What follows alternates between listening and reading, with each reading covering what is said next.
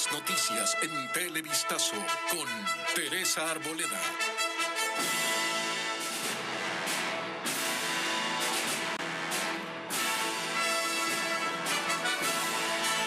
Buenas noches, queridos amigos. Fuerza e inteligencia es lo que transmite Teresa Arboleda, una de las comunicadoras más importantes, quien se ha ganado el cariño del público a lo largo de su exitosa trayectoria. Teresa Elizabeth Arboleda González nació un 10 de julio en la ciudad de Guayaquil. Con tan solo 17 años ingresa a formar parte de las filas de Coavisa como editora de noticias. Luego pasó a ser asistente de producción del programa infantil Rinconcito. Posteriormente se convirtió en anchor de noticias de Televistazo, ganándose así el cariño y respeto de todo un país. Durante su carrera vivió diversos hechos históricos, uno de ellos el Taurazo, logrando ser la única reportera que estuvo en el secuestro del presidente de la República de aquel entonces, León Febres Cordero. Presidente de la República, ingeniero León Febres Cordero, al momento al interior del comando de la base aérea de Taura, se encuentra dictando una garantía para las personas que han realizado el acto de secuestro contra él. Luego de una exitosa e intachable trayectoria en el mundo de la comunicación, Teresa decide salir de la pantalla de Coavisa para poder disfrutar de su familia, la que describe como el pilar fundamental de su vida. Bienvenida a la Universidad Espíritu Santo, Teresita Arboleda. Nos seguiremos viendo en algún espacio y como tantas veces. Gracias y muy buenas noches. Voy a llorar.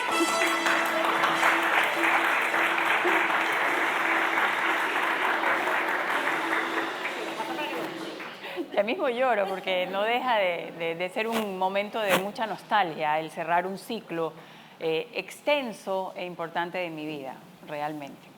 Así que bueno, estoy para ustedes. Esto es un conversatorio y me gustaría saber por dónde van sus inquietudes, más que lo que yo generalmente siempre hablo de la comunicación. Creo que si alguno ha medio leído por alguna entrevista, casi siempre digo lo mismo. Así que me gustaría más que fuera algo interactivo y saber por dónde están ustedes, en qué espacio de la comunicación y de esta profesión están. No sé cómo tengan planificada la idea del... Teresita, el que tenga alguna pregunta, alza la mano, no hay micrófono y vamos conversando con Tere. Ajá. Así que acá me podemos partir...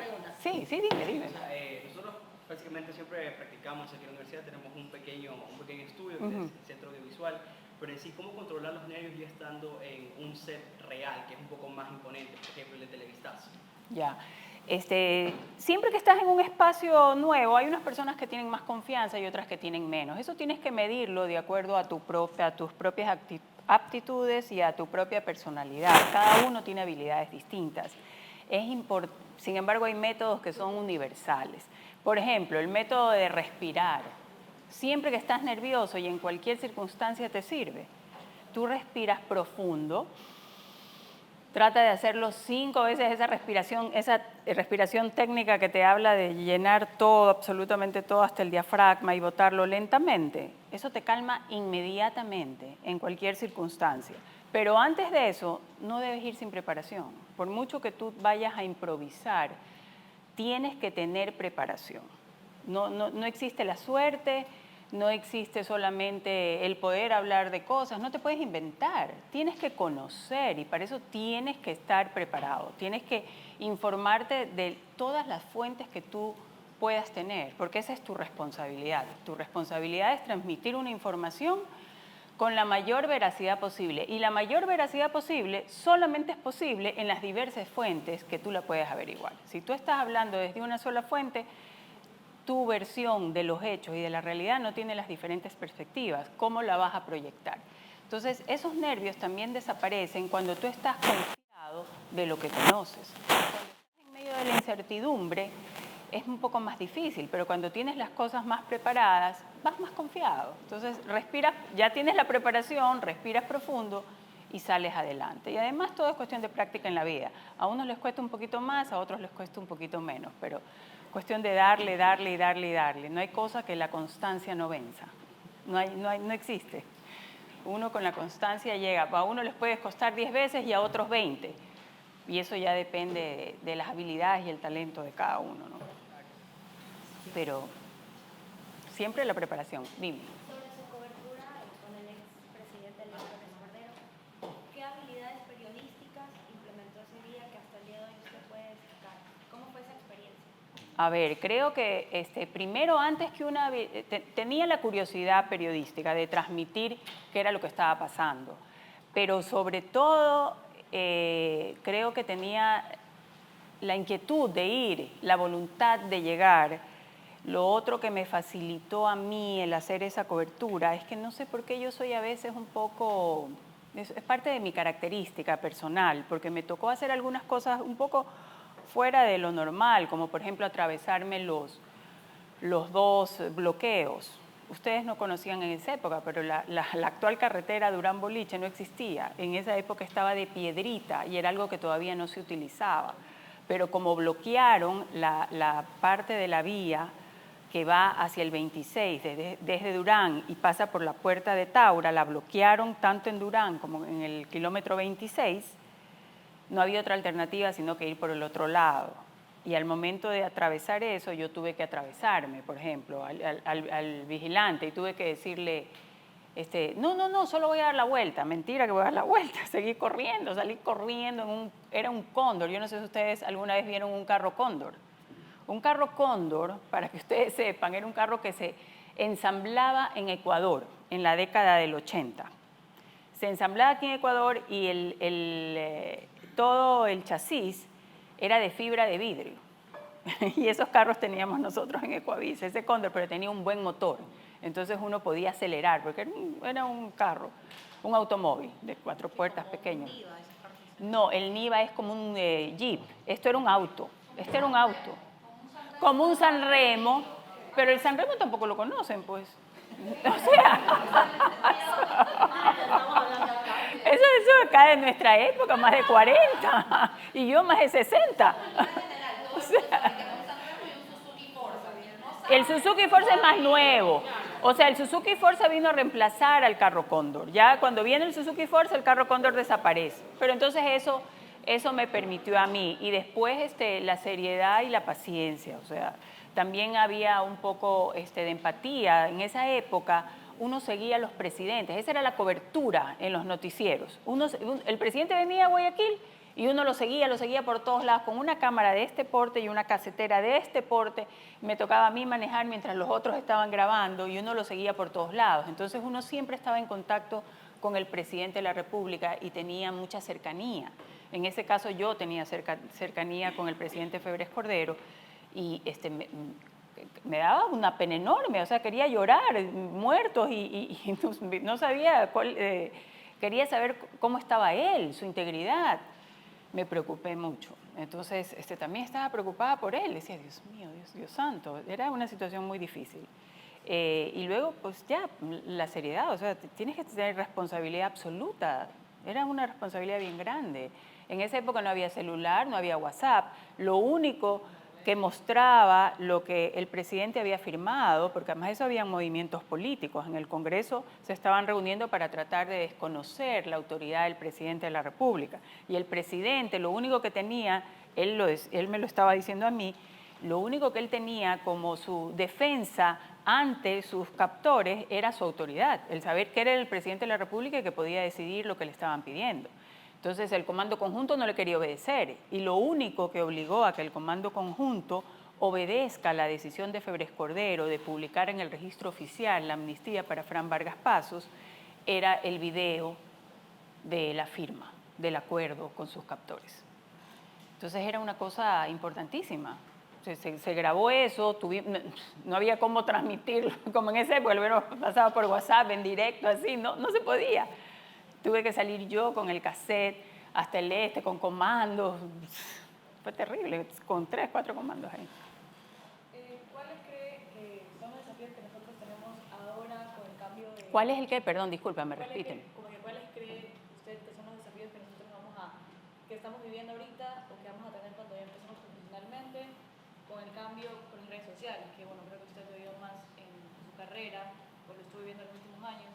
¿Cuáles son los desafíos que usted cree que ahora tenemos nosotros? Yo creo que ustedes tienen un desafío muchísimo más grande que el que nosotros teníamos, porque nosotros teníamos un medio masivo que tenía, digamos, un público cautivo y eso le daba le permitía tener una credibilidad ganada, simplemente por ser el espacio al que no podías llegar con tanta facilidad. Hoy tú puedes comunicar con muchísima facilidad y la credibilidad solo depende de qué tan bien cuentes tú la historia y de qué tanto sostengas en el tiempo ese bien hacer de tu trabajo. Eso es lo que te va a dar credibilidad y la credibilidad solo va a depender de ti. Mientras que en la época en que nosotros trabajábamos en un medio masivo, el medio masivo en sí ya tenía una credibilidad ganada. Y si tú llegabas ahí, te subías en, digamos, qué sé yo, en un 50% de credibilidad, tratando de ponerlo en porcentajes. Hoy ustedes tienen que hacer un trabajo profesional de primera calidad para poder distinguirse en medio de la abrumadora cantidad de información que existe en las múltiples plataformas que ya existen y que van a existir. Porque esto se desarrolla de un año a otro de una manera que yo no alcanzo a comprender. Entonces, sí. Hablando de eso, yo quisiera saber cómo nosotros podemos ganar esa credibilidad, porque sabemos que ahora en los medios digitales hay muchas fake news y cualquiera puede subir un video en TikTok y decir esto está pasando, pero nosotros, ¿cómo podemos ganar esa credibilidad? La credibilidad depende de la coherencia y se prueba en el tiempo. La tienes que sostener. Depende de tu coherencia y va a depender de tu coherencia personal y profesional. No existe coherencia profesional si no tienes una coherencia personal. Y la coherencia personal tiene que ver con el autoconocimiento personal, con la proyección que tú quieres tener en cuanto al mundo y a la sociedad, lo que realmente te motiva, realmente quién eres. Estas preguntas básicas que son esenciales para cualquier ser humano, quién soy, de dónde vengo y a dónde voy, y que sin embargo a veces olvidamos de responder, y de las cuales depende lo que comunicas, cómo lo comunicas, qué es lo que sueñas y hacia dónde quieres llegar y qué haces para llegar.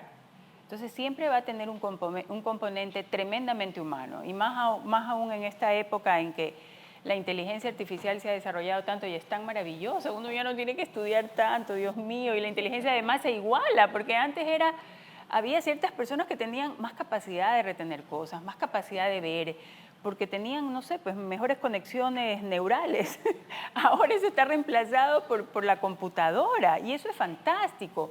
Eso es una herramienta, yo diría, que te democratiza el conocimiento y también muchísimas cosas, pero necesitas saber cómo utilizarla y necesitas ponerle el componente humano, porque si no, ¿cómo distingues una cosa de otra? Y de eso va a depender tu credibilidad, de ese contacto que tú puedes hacer, ese conectar con el otro, esa cualidad de la que hoy se habla tanto, esa característica de la empatía con el otro, el ponerte en el zapato del otro, tratar de tener una idea de cómo estás sintiendo, cómo llegas al otro. Porque el público en general va a retener 2 o 3 ideas de las que tú le des, no más. 2 o 3 ideas, nunca más. Pero sí va a retener la intención con la que tú le quieres dar esas ideas. Y lo va a captar. En ese sentido, la televisión, el video, todo es mágico. Si tú te das cuenta, muchísima gente te dice, uy, a mí no sé, pero me parece que esto es falso. Uy, no sé. La gente percibe. Entonces tú tienes que trabajar con absoluta seriedad y absoluta honestidad. No hay otra manera de ganar credibilidad, no existe técnica. Lo que existe es una voluntad, honestidad, dignidad, propósito. Eso existe. Voy a tomar agua. Pero dime. ¿Tenías una pregunta? Dime, sí. En algún momento yo vi la entrevista que tuve en El Contacto con David Díaz, en donde decía que somos humanos y que pues tenemos el derecho a equivocarnos. Entonces mi pregunta era cómo enfrentar esa crisis, al menos nosotros como estudiantes. Yo estudio periodismo y obviamente me he equivocado muchísimas veces. Y es como que a veces uno entra en crisis porque, no sé, dice quizás esto no es para mí. Y te seguirás equivocando. Imagínate cómo fuera de aburrida la vida y cómo aprenderías si no te equivocas. ¿Qué aprendes si no te equivocas? No, no es que tenemos derecho a equivocarnos, es que somos humanos y nos equivocamos, porque nada es perfecto en esta vida. Y todo está en evolución, y todo está, hasta el conocimiento. O sea, si tú te pones a pensar, Einstein, si viviera en esta época, con ese cerebro, ¿qué desarrollaría? Su conocimiento se queda obsoleto de estos genios que han existido en la humanidad. Se quedan obsoletos. Entonces, ¿cómo enfrentar la crisis? La crisis tienes que enfrentarla con lo que tú tienes como herramientas. No todos tenemos las mismas herramientas, ni profesionales ni humanas, porque primero no todos tenemos el mismo entorno. Entonces, las herramientas que tú tengas a tu alcance, utilízalas. Por ahí le oía decir a un Navy SEAL, oía una entrevista de un Navy SEAL de estos gringos, que por ejemplo, una característica importantísima para Navy SEAL, cualquiera se imagina pues todos estos Navy SEAL disciplinados que hacen fuerza, y dice que una de las características, de las herramientas que ellos necesitan es qué tan rápido se pueden recuperar del fracaso. Porque en combate simplemente no existe, nada está planeado. Tú puedes saber muchas cosas, pero pueden pasar muchas cosas. Y mientras más rápido tú reacciones, aun cuando te hayas caído, aun cuando te hayas tropezado, tienes posibilidad de vencer. Y por ejemplo, si eres Navy SEAL, ellos dicen, no tenemos opción, porque los que están en tierra regresan, retroceden, si hay una emboscada, si hay más gente, retroceden, simplemente el Navy SEAL se muere, porque solo tienen mar, están en un barco. Si ellos pierden, se ahogaron y se mueren. Entonces ellos están entrenados para sobrevivir. Y eso depende de tu capacidad de resiliencia. La esperanza no es pensar que nunca te vas a caer. La esperanza es saber que te vas a levantar, de alguna manera. Y la mejor cosa es tomar acción, aunque sea una acción pequeña. Pero, a ver, tú analizas tu escenario. ¿Cuál es tu escenario? Tratando de hacerlo lo más ampliamente posible. Si puedes pedir ayuda, si puedes pedir criterio. Si es una cosa profesional, tú puedes acudir a profesionales de tu confianza, preguntar su criterio, gente de buena voluntad. Analizas y comienzas a hacer lo que tienes que hacer.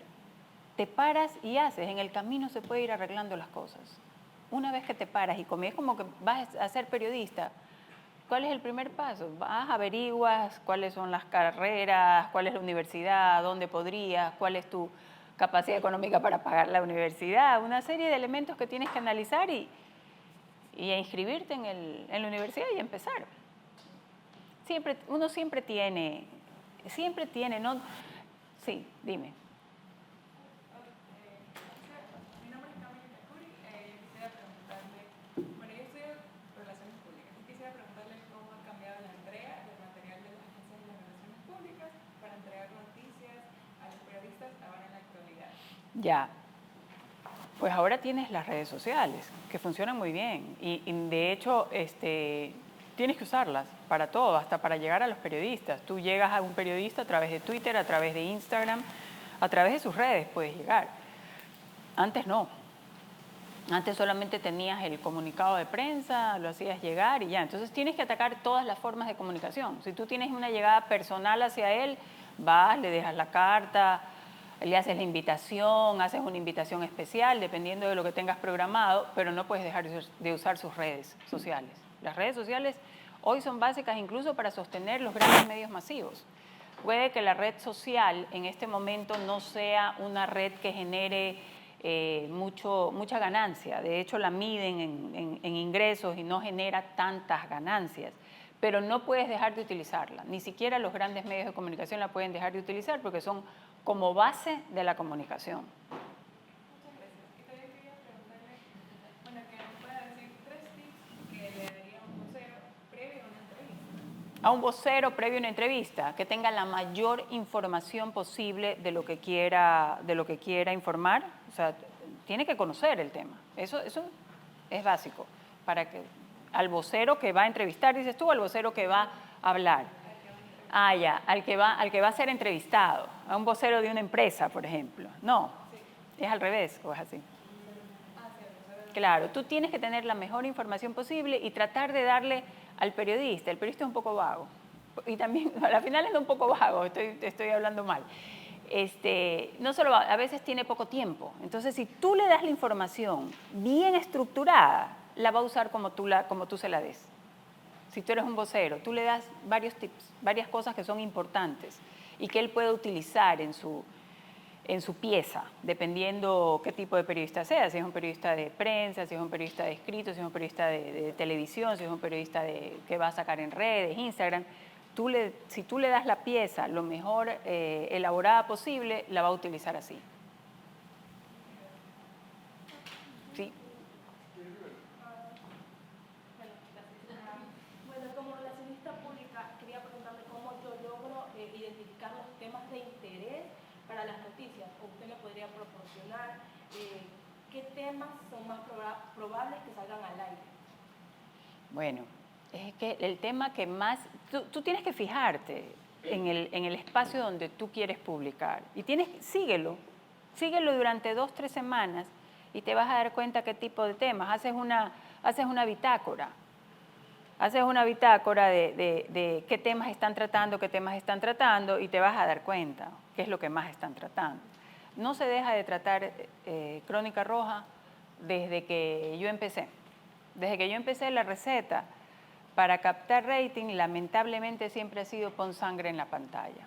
Y pon sangre en la pantalla, si tú te pones a ver, no es una cuestión solo de morbo, es una cuestión, todos tenemos temor por nuestra seguridad y por nuestra integridad. Entonces nos llama la atención ese tipo de accidentes, porque no los queremos tener. El poder en la comunicación no es solo lo que queremos aspiracional, sino también lo que no queremos ver, lo que no queremos que nos pase, porque queremos estar como alerta, queremos estar como en guardia para tratar de evitarlo. ¿Y qué consejos les da usted como periodista a las personas que se dedican a las relaciones públicas o que se van a dedicar a las relaciones públicas, como es mi caso? ¿Qué consejo? Fíjate tú que yo, consejos puedes dar muchos. Y yo siempre le digo a la gente que tiene que ser lo más auténtica posible. Y dentro de eso, pulirse. No tienes que... La imagen es importante para todo tipo de profesión. Y para eso tienes que buscar tu verdadera imagen. Y después de que encuentras tu verdadera imagen, la comienzas a pulir con técnicas. Pero tiene que ser auténtica, tiene que ser verdadera. Si eres un relacionista público, tienes que querer servirle tanto a la empresa, a la corporación o a la institución que sirves, como a la sociedad. Tienes que buscar ese punto positivo donde tú le sirves al otro con lo que estás haciendo. Eso siempre va a interesar, porque es servicio hacia los demás. Bueno, yo quisiera saber cuál ha sido el reportaje más desafiante que ha tenido y en estos casos cómo hace para combinar la objetividad y las emociones. Las emociones, por ejemplo, en un reportaje como el de Taura, las emociones son un poco difíciles. De hecho, el presidente Febres Cordero decía que yo había llorado. Y yo decía, no, yo no lloré, pero yo sí yo sí estaba muy preocupada por él y sí, me imagino que le tengo que haber hecho esta cara que yo normalmente hago. Puchero. Ajá, puchero. Entonces, para él era llanto. Yo antes que era más joven decía, ¿por qué dice que yo lloré? Si yo no lloré, decía yo, pero no, sí iba a haber llorado. O sea, yo estaba Conmovida. totalmente conmocionada, impactada. Y al final de mi carrera, los últimos años, me era muy, muy difícil. Yo trataba de no ver el informativo en este tipo de temas de abuso sexual, de abuso a los niños, de violencia intrafamiliar. Me costaba muchísimo y a veces no veía y volvía al noticiero con una cara que estaba desconectada de lo que estaba pasando, pero realmente no lo podía procesar. Es muy difícil ver el sufrimiento. A veces uno tiene que, y les pasa a los psicólogos también, que tienen que ir donde otro psicólogo, porque es difícil estar siempre en contacto con el sufrimiento humano, y uno para eso tiene que tratar de tener algún tipo de técnica de esparcimiento y en algún momento desconectarse de eso, porque no puede siempre estar recibiendo una carga tan negativa. Y además, como el mundo es de contrastes, tienes que tratar de no perder la perspectiva con la sociedad, de proyectar también las historias lindas que son aspiracionales y que finalmente son las que nos educan, porque hoy ya conocemos que el pensamiento negativo, en lugar de ayudarnos a prevenir, más bien sucede todo lo contrario, te va llevando hacia eso, y que lo único que te puede sacar de esa senda es comenzar a ver las cosas positivas. Y eso también lo tienes que proyectar como periodista. Es un desafío actualmente buscar estas cosas, porque uno, encontrarlas no es tan fácil porque estamos como un poco en el temor, un poco como conectados a esto que nos está pasando como sociedad, donde hay tanta violencia y vemos cosas tan terribles, incluso violencia en todos lados, porque la violencia política también, aunque no te están matando, pero están matando principios, la democracia, te están agrediendo. Ayer lo que vimos en el Congreso fue terrible, no sé qué ideología política tengan, pero ver a una asambleísta con un discurso en el que al presidente, a este presidente, poco más y lo culpa de todos los femicidios del país, de toda la violencia, de ser el asesino de Cherres. Y lo estamos oyendo, es una locura pensar que este hombre, el presidente, es el responsable de todo, es el asesino. Yo decía hoy día, esta mujer en lugar de ir a poner un recurso contra la constitucionalidad de la muerte cruzada, debería ir a poner una denuncia contra este criminal de lesa humanidad que es el presidente según ella. Y lo debería llevar a los tribunales, si ella piensa realmente así, ¿no? Entonces es difícil eso, hay que buscarlo. Con ese tema de la objetividad, mantener la objetividad y la coherencia en pantalla, ¿alguna vez has encontrado con una situación, algún tema polémico donde haya sentido la presión del medio de comunicación para que digas algo que tal vez no iba tan acorde a tu postura frente a algún tema, ya sea político, algún tema controversial, social? Sí, a ver, el medio de comunicación masivo tiene un dueño. En este país tienen dueño. Eso es un hecho, es una realidad. Yo trabajé en un medio que pertenece a un periodista de corazón. Más allá, no es un hombre perfecto porque nadie lo es, pero es un periodista de corazón, es un gran periodista y creo que el periodismo de este país a él le debe mucho del desarrollo del periodismo, porque empezó hace muchísimos años, hace más de 50 años, ya casi 60 años con la revista Vistazo. Entonces, eso hizo que este medio tenga estos principios del periodismo muy, muy elevados y digamos que muy puristas en el sentido del periodismo en sí, como servicio, como vigilancia del poder, como denuncia. Pero obviamente no siempre estamos de acuerdo. Por ejemplo, alguna vez yo soy una persona provida 100%, católica, apostólica, romana, recalcitrante. Entonces esas son posiciones radicales y que la sociedad hoy hay mucho cuestionamiento y hay mucha polémica al respecto. Entonces, por ejemplo, el aborto es un tema polémico para muchas personas, para mí no es polémico, yo tengo una sola posición. Entonces alguna vez se dijo algo respecto al aborto, y yo dije que el aborto a mí me parecía un asesinato, en pleno noticiero de televisión, 20 horas prime time. Y con Alfonso ahí, nadie esperaba que yo lo diga, Alfonso casi le da un yello. Al director, que era pro aborto, otro yello más, estaba fúrico, pero nadie me dijo nada, no pasó de ahí. O sea, yo dije lo que me parecía, me tocaron un tema en el que yo tengo una convicción profunda, y lo pude decir.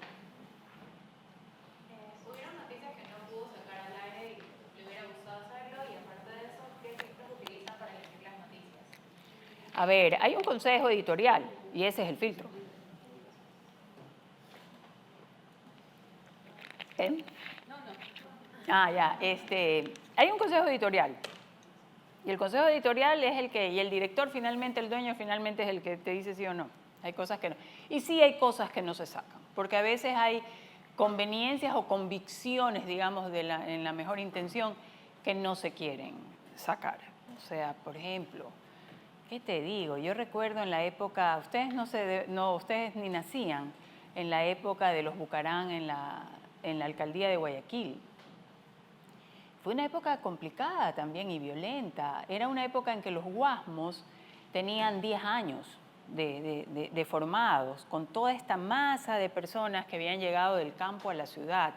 Entonces los jeques del tráfico de tierras de esa época eran jeques de verdad, o sea, eran abusivos y manejaban a un grupo de gente y los llevaban, y los políticos los usaban como sus jefes de campaña más o menos. Y todos tú veías, por ejemplo, veías a las hijas de León Febres Cordero en el Guasmo, con Toral Salamea y con ellos, porque les gestionaban una cantidad de votos. Igual Bucarán tenía, y en esa época se enfrenta Toral Salamea con Bucarán y matan al guardaespaldas de Bucarán. Y hubo informaciones que no se salcó, probablemente por no favorecer a Bucarán, sobre el guardaespaldas de Bucarán, que fue asesinado. Fue asesinado y Toral Salamea fue a la cárcel por eso. No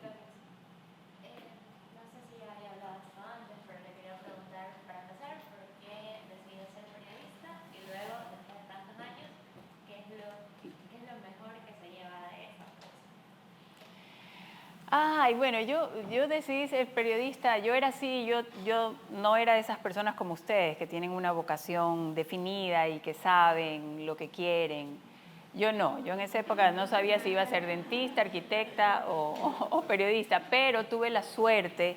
Yo sí, en cambio, lo que yo sí hice fue que me gradué y comencé a trabajar, porque yo necesitaba tener mi dinerito para pagarme la universidad y ayudar en mi casa y todo. Entonces comencé a trabajar y me encontré con este trabajo hermoso que era Ecuavisa en la televisión. Era otra época de la televisión. Nadie estaba preparado para la televisión y la formación se hacía dentro del mismo medio.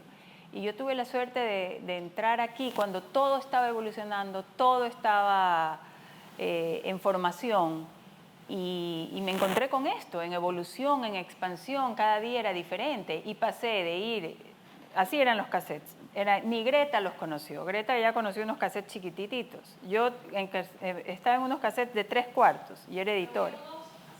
Sí, pero tú no los usabas, ¿no? Claro, y para hacer, por ejemplo, para hacer congelados, usábamos una máquina que era más grande que yo y el doble que yo y se llamaba Ampex y pasaba láseres. Y para graficar las noticias se usaban slides. ¿Ustedes saben lo que son los slides? ¿No saben lo que son los slides? Era la fotografía. Sí, exacto, y que lo pones en un tambor y lo proyectas. Eso usábamos para graficar los cromas. Y el croma era una cosa verde y las luces que poníamos atrás eran focos, que los prendíamos desde acá. O sea, era otra época. Para editar era unas cosas así. Y eso era lo moderno en la televisión. No podíamos transmitir desde cualquier lado. La noticia internacional llegaba 48 horas después y se la transmitía por telefax. Y se revisaban los telex en esa época. Editabas por cortes, sí, editabas por corte y solo tenías 2 canales. Entonces tenías un audio y un audio de fondo que podías poner. Nada más. No podías hacer un fundido. No, para nada. Un congelado lo hacíamos en esa Ampex. Y de la Ampex tenían que mandarnos la imagen para el congelado. O sea, una cosa totalmente rudimentaria. Entonces, empezar en eso era todo un desafío, porque todo estaba por hacerse. Y también había menos competencia. Ahora hay personas mucho más calificadas. En esa época no, la prueba que yo hice para salir en televisión era leer. Y yo estudié en el Abdul Calderón y me enseñaron a leer muy bien. Entonces, yo leía mejor que todas y por eso pude tener el trabajo que tenía, porque leía bien. Y de ahí todo lo demás lo fui aprendiendo en el camino, realmente. Y de ahí, pues, lo mejor que me he podido llevar es la gente, la comunidad, el cariño de las personas, el aprecio, eso no tiene precio. Y también el darme cuenta que uno siempre está aprendiendo, siempre. No existe esto de que ya llegué, no. Cierras un ciclo y se abre otro. Y mientras mantengas la ilusión de hacer cosas, vas a estar bien. ¿Tuvo alguna dificultad avanzando y triunfando en su carrera siendo mujer? La verdad que no creo que tuvo ningún. Yo no sé si yo soy la machista número 1. No lo sé, a veces mi hija me dice, tú eres machista.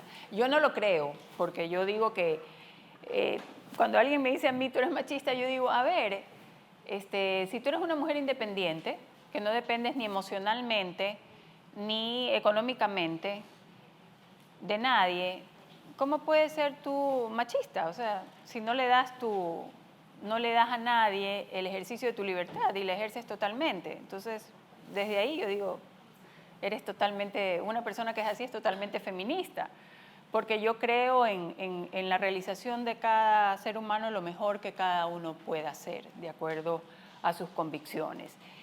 Fíjate tú que yo no sé, yo soy una persona bastante, ¿qué te podría decir? Chapada a la antigua, puede ser, con valores como chapados a la antigua. Soy así soy, era de joven y así sigo siendo. No sé si eso fue un escudo y una defensa. Nunca tuve a nadie que se sobrepasó conmigo, nunca. Por ahí me dio alguna insinuación de coqueteo, por ahí nada más, que digamos que normal. Nunca tuve a nadie que me quiera extorsionar por ser mujer. Y al contrario, yo diría que pese a que en mi canal, en mi empresa, había muchísimos hombres machos, alfas, a veces hoy por hoy hasta los podrían acusar de haberse sobrepasado, siempre fueron muy abiertos en lo profesional a las mujeres. La primera mujer reportera que ustedes no conocieron trabajó en Ecuavisa, era una señora Salas, ya murió de haber muerto como de 80 y pico de años. Y estoy hablando de antes de que yo ingrese. Y antes de que ingrese, ustedes han de conocer a Gloria Gallardo del municipio. Ella era una reportera importante anterior a mí, porque es mayor a mí. Antes de ella ya había habido una mujer en Ecuavisa. Entonces las mujeres siempre ocupamos muchos espacios en Ecuavisa. Yo no sentí eso. De hecho, por ejemplo, más bien era una ventaja porque siempre me abrían el espacio cuando habían las ruedas de prensa, cuando había que seguir al presidente. Siempre fue una ventaja. Pero yo sí me doy cuenta que a veces, hoy por hoy, para las chicas a veces es difícil entrar a ciertos lugares. Por ejemplo, el mundo del deporte es impresionantemente machista. Y para las... Claro, y para las reporteras yo me he dado cuenta que es difícil. Acuérdense el escándalo que hubo hace poco, el año pasado en la radio con Mario Canesa, con la chica que le decía. Y he visto en los camerinos, es también complicado en el mundo del deporte. Yo personalmente no, por eso digo, no sé si mi ingenuidad de alguna manera me protegió. Teresita, Sí.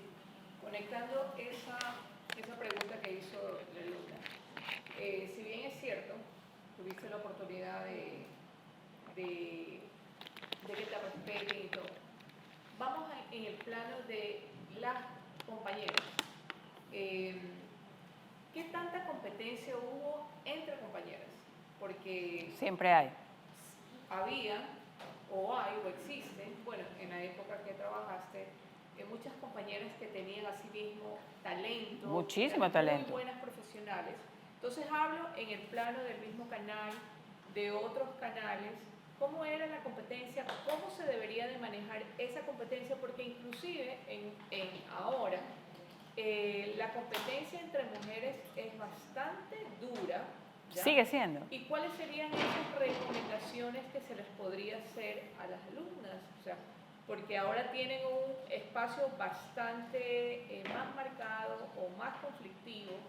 Hay mucha más competencia. Y más competencia, hay más competencia. Y aparte de las mismas medios o herramientas que manejan. Entonces, claro, ¿cómo se puede claro, hay manejar muchas eso? más gente.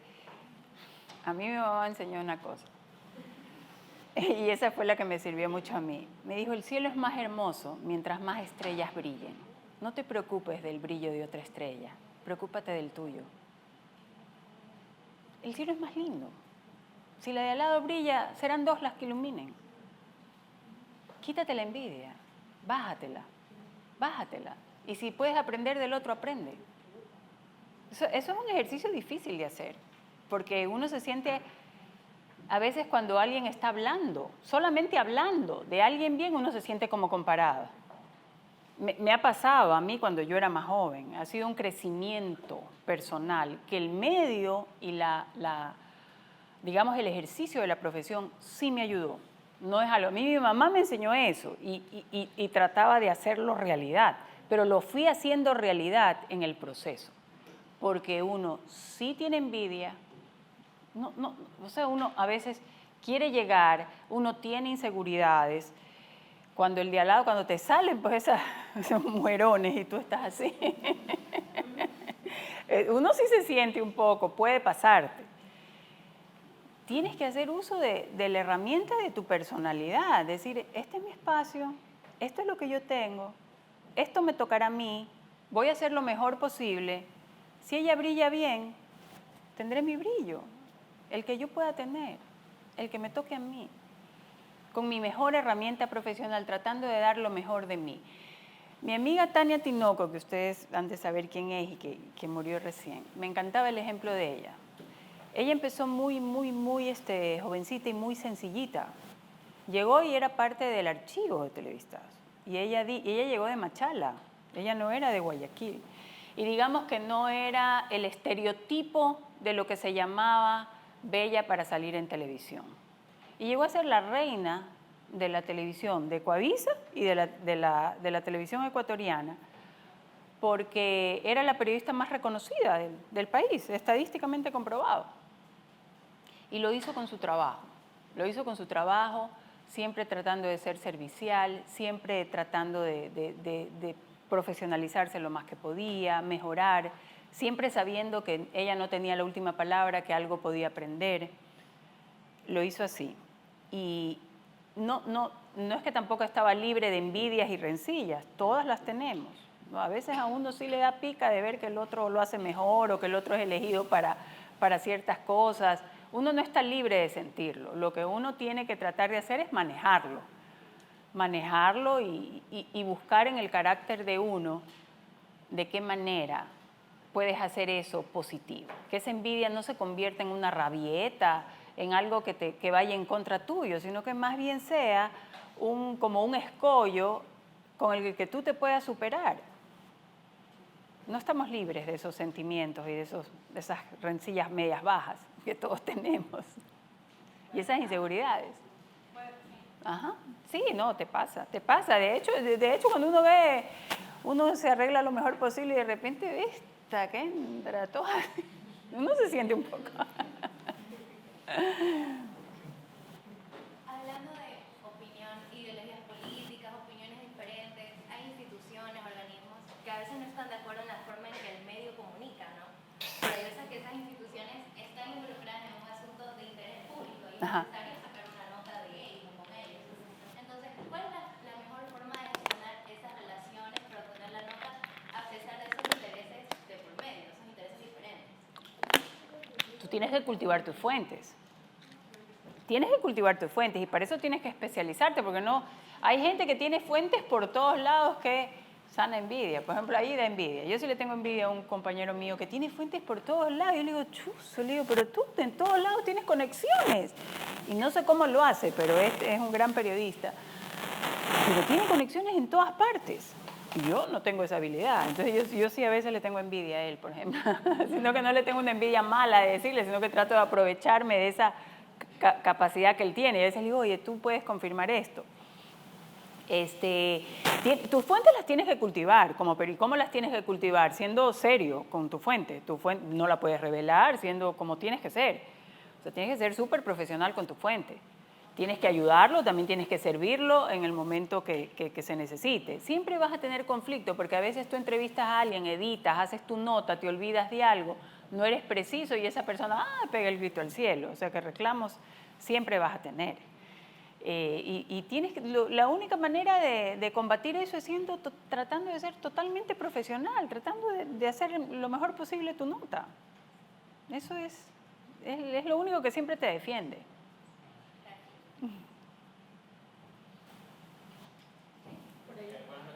Sí.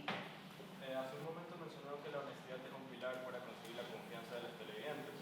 Me puedo imaginar que en sus 42 años de experiencia en Ecuavisa se ha encontrado con reportajes que pueden tener información difícil de transmitir.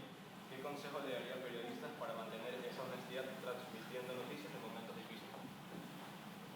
A ver, simplemente tienes que estar informado y con la verdad y ser preciso y cauteloso. Tienes que tratar de ser objetivo y tratar de ser real, no asumir.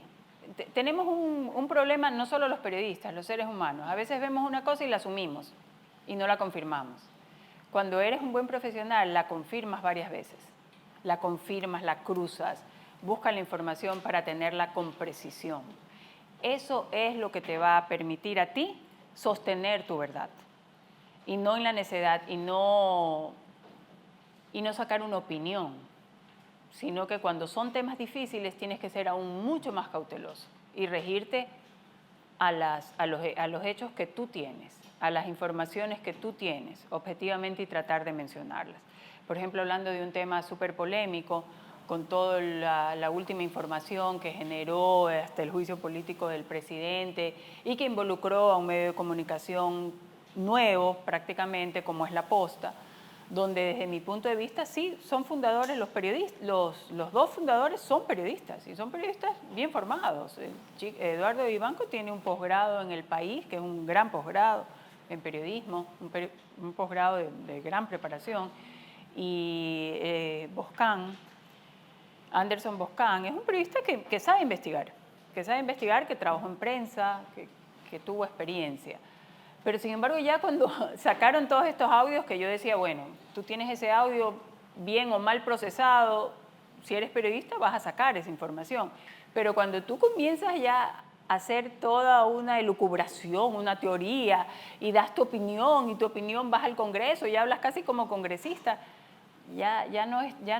tu información ya no es cautelosa y ya vas más allá de lo que un periodista tiene que hacer, y ahí estás tomando totalmente partido. Entonces es totalmente riesgoso, porque yo me imagino que habrán ganado simpatías de algún lado, pero seguramente habrán perdido algo de credibilidad en muchos sentidos.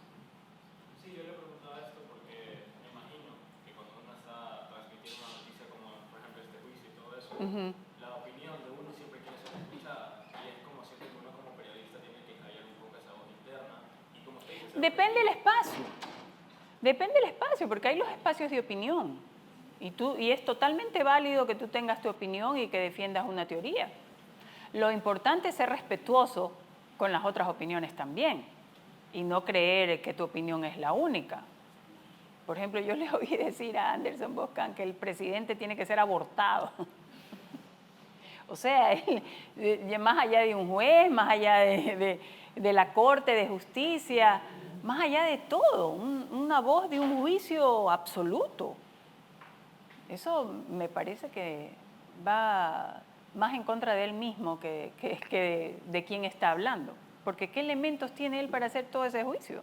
¿Qué elementos? O sea, la Corte de Justicia no es nada, la Fiscalía no es nada, son cosas que no hay que respetar. Si se supone que vivimos en democracia y que esas son las instituciones básicas de la democracia.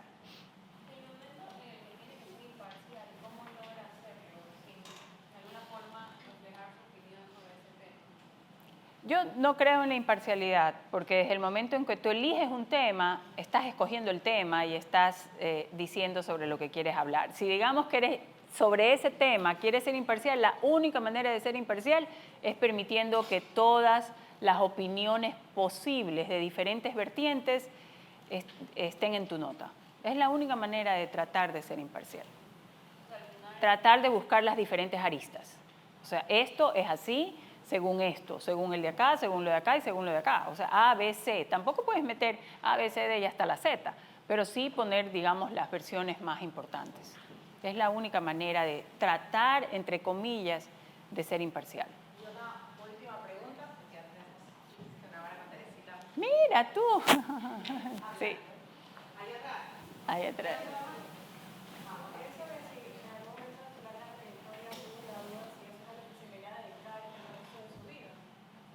Oye, no, es tan bonita la comunicación y la interacción humana y es tan bonito esto de tratar de servir a la información. Al final, no sé si les pasa a ustedes, pero uno se enamora de las palabras, uno se enamora de la forma de contar historias, uno se enamora de tratar de contar historias, de saber que hay historias que a veces impactan y que se van cambiando pequeñas realidades y que uno sí es responsable de esas palabras y de esas historias que uno cuenta.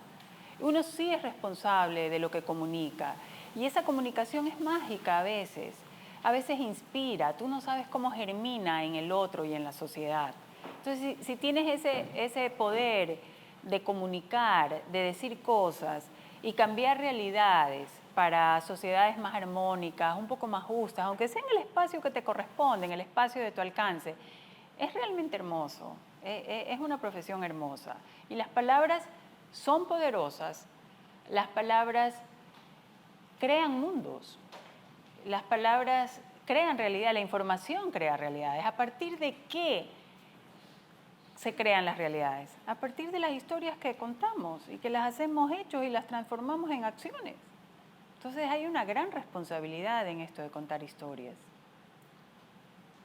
Teresita, Sí. y siguiendo el hilo de contar historias, ¿podrá venir un libro de Teresa Arboleda? Mi hermana siempre me dice que escribo un libro y yo digo, chute, pero me voy a tener que poner más moderna y voy a tener que hacer algo en las plataformas.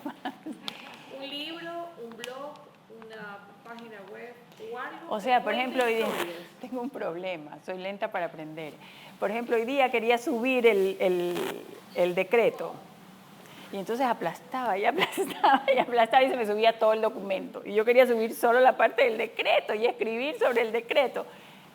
Me pasé una hora tratando de hacer eso, no pude, ya lo dejé. Porque no tengo quien me lo haga, o sea, no sé hacerlo, tengo que aprender y soy lenta para aprender. Ya sé subir una imagen con música, ya, ay, qué emoción. Escojo las canciones, las subo, las escribo, es lo máximo que sé hacer. Entonces soy muy lenta para aprender esas cosas. Entonces voy a ver, Yo creo sí. que aquí habrían muchos que quisieran ayudar. Sí. Sin necesidad. Por ejemplo, quería hacer un video de varias cosas, no puedo. No, o sea, sí, ya sé medio hacer unos reels, pero me salen medio feos. Seguro que aquí hay muchos. Sí, Hay un montón que quisieran. sí. Claro. Oh, yo A cambio de feliz. aprendizaje. Sí. ¿Sí o no, chicos? Sí. Ahí está. Y lo hacen rapidísimo. Así, Y yo, sin mirar y sin mirar. sin mirar, sí. Yo no sé hacer eso. ¿Cómo era? Déjame ver. Sí. Déjame grabar. Sí. Bueno, yo les agradezco, chicos, que me hayan escuchado, que me hayan hecho estas preguntas, que se hayan interesado en que les cuente yo mi historia. No, gracias a ustedes. Les deseo el mayor de los éxitos. Acuérdense siempre, honestidad de quiénes son, auténticamente. Por allá uno puede ser mejor, siempre hay alguien mejor y peor. Esa es otra lección que me dio mi mamá, que me sirvió siempre en la vida. Me dijo, nadie es mejor que tú, pero tú tampoco eres mejor que nadie. Entonces tú entras a un lugar y tienes la seguridad de que tú eres exactamente igual a todos. Y eso te da una seguridad inmensa. Entonces acuérdate, nadie es mejor que nadie, nadie es mejor que tú, ni tú eres mejor que nadie. Y mientras más estrellas hay en el cielo es más hermoso. Así que...